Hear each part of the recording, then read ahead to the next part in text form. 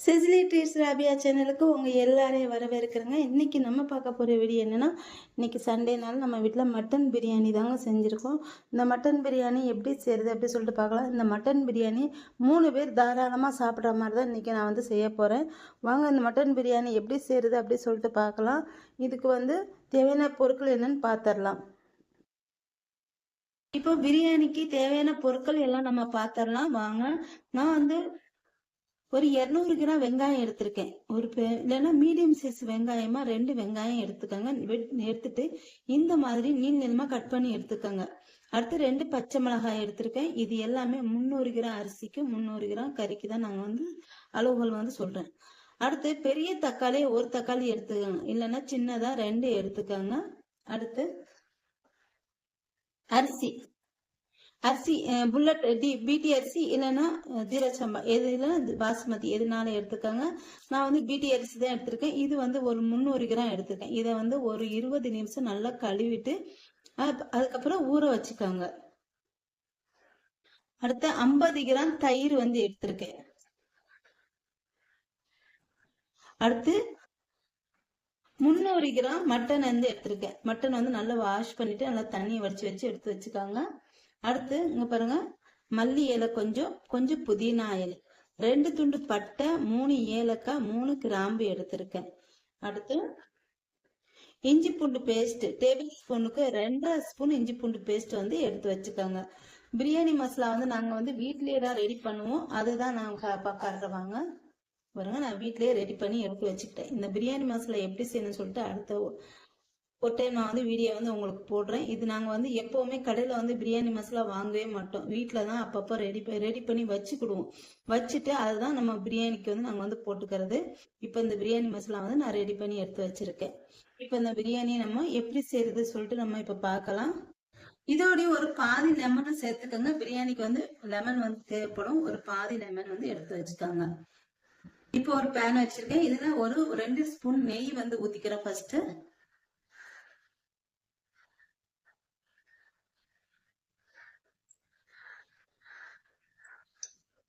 அடுத்து வந்து எண்ணெய் ஊத்திக்கிறேன்.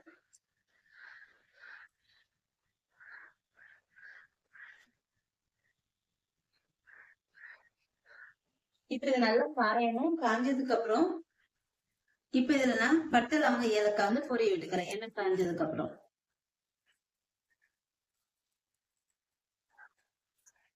இது நல்லா பொரிஞ்சதும் இதுல ஒரு பிரியாணி இலை போட்டுக்கிறேன். ரொம்ப இலை எல்லாம் போட்டுக்கோங்க, இல்ல பிரியாணி இலை போட்டுக்கோங்க. இப்ப இது நல்லா பொரிஞ்சது பிறகு இதுல இஞ்சி பூண்டு பேஸ்ட் வந்து நல்லா சேர்த்துக்கிறேன். நல்லா வதக்கிக்கோங்க.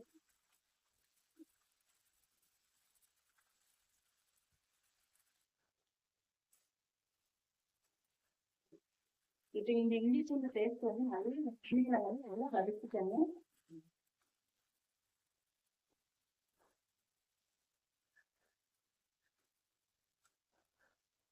இஞ்சி பூண்டு பேஸ்ட் நல்லா வதங்கினதுக்கு அப்புறம் இதுல வெங்காயம் பச்சை மிளகாவும் சேர்த்துக்க.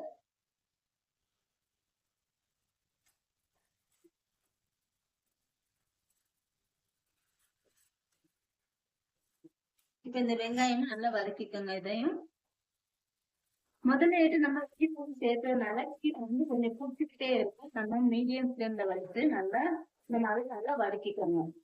இந்த மாதிரி பிடிக்கும் பாருங்க. இந்த மாதிரி எப்படி பிடிக்குது பாருங்க. இந்த மாதிரி பிடிக்கும். பிடிக்காம பார்த்து நல்லா இந்த மாதிரி வதக்கி எடுத்துக்கோங்க. இப்ப வெங்காயம் இந்த அளவு வதங்கினா போதும். வதங்கினது பிறகு நம்ம இதுல புதினா மல்லி இலை வந்து சேர்த்துக்கிறோம்.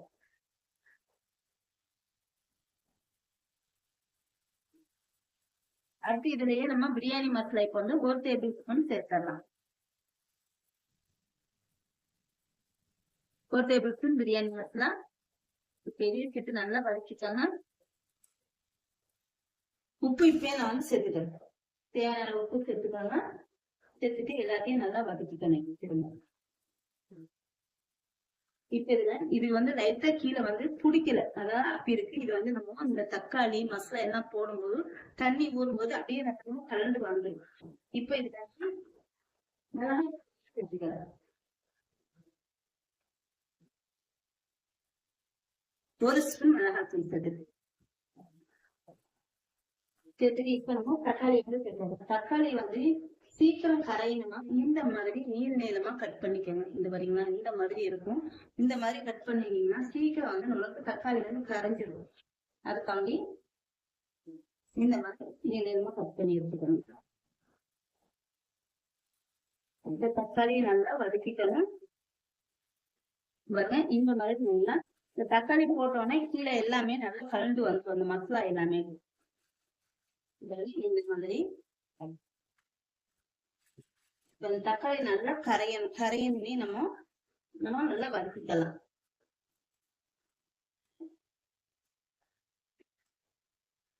சரிங்களா, தக்காளி வந்து கரையுது பாருங்க. இந்த மாதிரி நீங்க உங்களுக்கு சீக்கிரம் தக்காளி கரையணும்னா இந்த மாதிரி கட் பண்ணிக்கோங்க. அப்பதான் சீக்கிரம் தக்காளி வந்து கரைஞ்சிடும். நம்ம கொஞ்சம் பெருசாட்டு கொஞ்சம் ரவுண்டா கட் பண்ணி போட்டோம்னா அது வந்து அவ்வளவு சீக்கிரமா கரையறதுக்கு லேட் ஆகும். இப்ப தக்காளி எல்லாமே நாடு வந்து கிடைக்கிறது முக்கால்வாசி இந்த மாதிரி பாரம் தான் கிடைக்குது. நீங்க இந்த மாதிரி கட் பண்ணி சேர்த்தீங்கன்னா சீக்கிரம் இந்த மாதிரி கரைஞ்சிடும். இப்ப இதுல நான் வந்து மட்டன் வந்து சேர்த்துக்கிறேன்.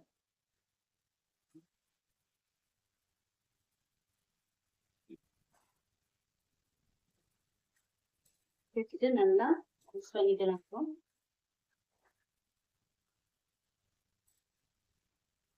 இப்ப இந்த மட்டன் சேர்த்துட்டு ஒரு 5 நிமிஷம் இந்த மசாலா ஓடிட்டு நம்ம வதக்கிக்கலாம் மட்டன்.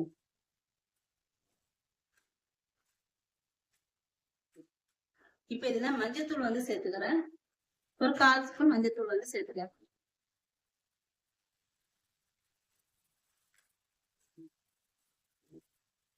இப்ப இதுல நான் தயிர் வந்து சேர்த்துக்கிறேன். தயிர் சேர்த்துட்டு இதை நல்லா வதக்கிட்டு இதை வந்து ஒரு 4 விசில் நம்ம குக்கர்ல வச்சு எடுத்துக்கலாம். இப்போ ஏன்னா இது சட்டியில பாத்திரத்துல வந்து வேவாது, அதனால மட்டன் வந்து ஒரு 4 விசில் வச்சு எடுத்துக்கலாம். இந்த மாதிரி மசாலா ரெடி பண்ணிட்டு நீங்க பிரியாணி செஞ்சீங்கன்னா பிரியாணி நல்லா வாசனையாகும், நல்லா இருக்கும், டேஸ்டும் நல்லா இருக்கும். நாங்க எங்க வீட்டுல எப்பவுமே இந்த மாதிரி தாளிச்சு கொடுத்துட்டு தனியா கறியை வந்து வேக வைக்க மாட்டோம். இந்த மாதிரி தாளிச்சு கொடுத்துட்டு அதுக்கப்புறம் வந்து நாங்க வந்து பிரியாணி வந்து மொத்தமா மசாலா ஓடி சேர்த்து குக்கர்ல வச்சு கறி வெந்ததுக்கு அப்புறம் நாங்க வந்து தண்ணியை விட்டுட்டு அரிசி போடுவோம். முதல்ல வந்து ஃபர்ஸ்ட் நாங்க அரிசி தனியா கறி வேக வச்சு செஞ்சிருக்கோம். ஆனா இந்த மாதிரி செய்யும்போது மசாலா பிரியாணி தான் நல்ல வாசமா நல்ல டேஸ்டாவும் இருக்குது. அதனால நீங்க பிரியாணி செஞ்சீங்கன்னா இந்த மாதிரியே செய்யுங்க. இப்ப நம்ம இதை ஒரு 4 விசில் எடுத்து விட்டுக்கலாம். கறி நல்லா வெந்துருச்சு. இதை நான் வந்து இதெல்லாம் ஊத்திக்கிறேன்.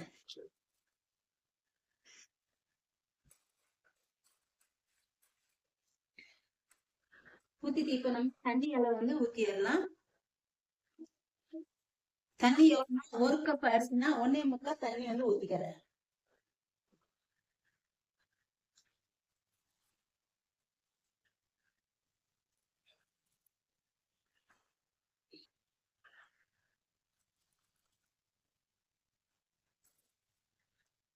இப்ப இது கொதி வந்த பிறகு நம்ம அரிசி போட்டுக்கலாம். இப்போ பாருங்கள், தண்ணி வந்து கொதி வந்துருச்சு. இப்போ இதில் நம்ம அரிசியை வந்து போட்டு சேர்த்துக்கலாம். நான் வந்து தண்ணியை வந்து நல்லா சுத்தமாக வடிச்சிட்டேன். ஒரு 20 நிமிஷம் ஊற வச்சுட்டு சுத்தமாக தண்ணி வந்து வடிச்சுக்கணும். அப்போ தான் நம்ம வந்து ஏற்கனவே நம்ம வந்து அரிசிக்கு தண்ணி ஊற்றிருக்கோம்ல, இப்போ இந்த தண்ணியை சேர்ந்துச்சுன்னா நம்மளுக்கு வந்து சாப்பாடு வந்து சேர்ந்துடும்.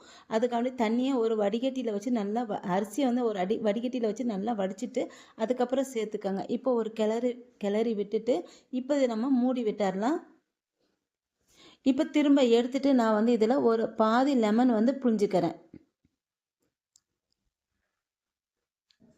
இந்த மாதிரி ஒரு பாதி லெமன் எடுத்து புழிஞ்சிக்கோங்க. புழிஞ்சு விட்டுட்டு திரும்ப ஒரு டைம் லைட்டாக கிளறி விட்டுக்கோங்க. ரொம்ப கிளறி வேண்டாம், லைட்டாக கிளறி விட்டுட்டு திரும்ப நம்ம வந்து இதை வந்து மூடி விட்டுடலாம். இப்போ இதை நம்ம வந்து தண்ணி வத்துறதுனையும் நம்ம கொஞ்சம் வெயிட் பண்ணணும். ஹை ஃப்ளேமில் வச்சுக்கோங்க. ஹை ஃப்ளேமில் வச்சுட்டு தண்ணி குறைஞ்சதுக்கப்புறம் தான் நம்ம வந்து தீயை வந்து கம்மி பண்ணணும். இப்போ திரும்ப நம்ம மூடி விட்டுடலாம். இப்போ நம்ம கொஞ்சம் நேரம் கழித்து திரும்ப நம்ம எடுத்து பார்க்குவோம். எடுத்து பார்க்கும்போது இந்த மாதிரி தண்ணி வந்து வற்றிக்கிட்டே வருது. இப்போ நம்ம திரும்ப ஒரு டைம் கிளறி விட்டுட்டு இதை நம்ம வந்து தம்மில் வந்து போட்டுடலாம். தம்மில் நான் போடுறோம், கீழே வந்து தோசைக்கல் போட்டுருங்க. போட்டுட்டு மேலே வெயிட் ஏதாச்சும் ஒன்று வச்சுடுங்க. நான் என்ன செய்கிறேன்னா கீழே வந்து லோ ஃப்ளேம் பண்ணிவிட்டு மேலே ஒரு குக்கர் நிறைய தண்ணி வச்சுட்டு இதை நல்லா மூடிட்டுட்டு அது மேலே அந்த குக்கர் தண்ணியை வந்து வச்சிடுறேன். வெயிட் ஒரு 10 நிமிஷம் வச்சா போதும். ஏன்னா நம்ம வந்து கொஞ்சம் தான் செஞ்சுருக்கோம், அதனால ஒரு 10 நிமிஷம் வச்சா போதும். இப்போ நான் பாருங்கள் காட்டுற பாருங்கள். இந்த பாருங்கள் இந்த மாதிரி நான் வெயிட்டாட்டு தண்ணி ஒரு குக்கர் நிறைய வச்சுருக்கேன். ஏன்னா குக்கரே வெயிட்டாக தான் இருக்கும். அதில் தண்ணி வச்சா இன்னும் நல்லா வெயிட் ஆகிடும். அதனால் நான் அந்த மாதிரி குக்கரை வச்சுட்டு நான் வந்து ஒரு 10 நிமிஷம் கழித்து இப்போ எடுத்து பார்க்கலாம் நம்ம பிரியாணி எப்படி ஆயிருக்கு அப்படின்னு சொல்லிட்டு பார்க்கலாம். பாருங்கள் பிரியாணி வந்து ரொம்பவே நல்லா வந்திருக்கு. இந்த மாதிரி நீங்களும் செஞ்சு பார்த்துட்டு எப்படி இருக்குன்னு சொல்லுங்கள். மட்டன் பிரியாணி வந்து ரெடி ஆயிடுச்சுங்க. இப்போ நம்ம கிளறி விட்டுக்கலாம் ஒருக்கா. நல்லா ஒன்றா வந்திருக்கு. ஒரு சிலர் சொல்லுவாங்க நெய் அப்புறம் எண்ணெய் ஊற்றினா டேஸ்ட் அதிகமாக இருக்கும் அப்படின்ட்டு. நாங்கள் வந்து அந்த மாதிரி செய்யவே மாட்டோம். கரெக்டாக தான் கொஞ்சமாக தான் எண்ணெய் நெய் எதுனாலுமே ஊற்றுவோம்.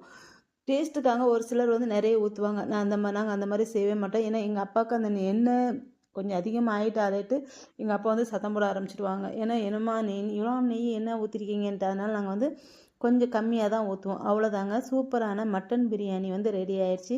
என்னோட இந்த வீடியோ உங்களுக்கு பிடிச்சிருந்தா லைக் அண்ட் கமெண்ட் ஷேர் பண்ணிக்கோங்க. என்னோடய வீடியோ பிடிச்சா ஒரு